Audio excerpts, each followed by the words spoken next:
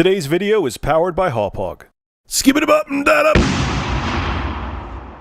What's going on, ladies and gentlemen? This is Rich of ReviewTechUSA, and wow, Mom, this is really what a vagina looks like? This is so cool, I want one!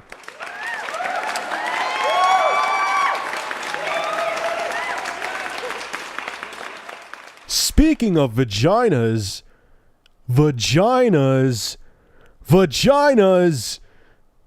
Metro Last Light has some realistic ones. Now, the game is gorgeous. The characters may look like mannequins, but 4A games, when it comes to their vaginas, they don't pull any stops. Obviously, I can't post any pictures here, but they really went into the fine details of a woman's crotch. There are bumps, there is texture, there is detail, there's stubble, there's everything.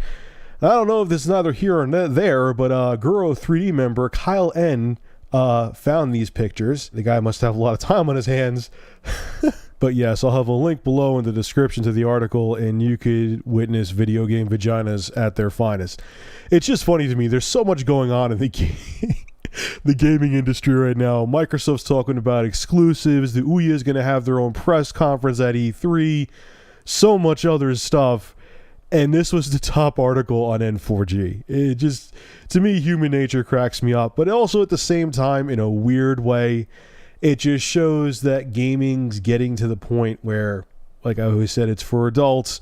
And the small details, I don't know if you'd consider this a small detail, but we'll call it a small detail just for being politically correct, are being paid attention to. But I just find it funny, like I said before, the characters have virtually no expressions in Metro Last Light. It's a gorgeous game. Don't get me wrong. The game looks great.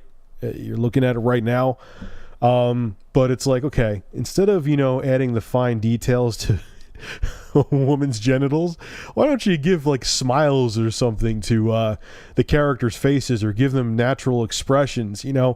I really feel, minus BioShock Infinite, where Elizabeth's character has really good facial animations. The last game that had impressive facial animations was Half-Life 2 back in 2004. I really haven't seen any that as good since. Like, what's with the? I'm asking developers out there in general.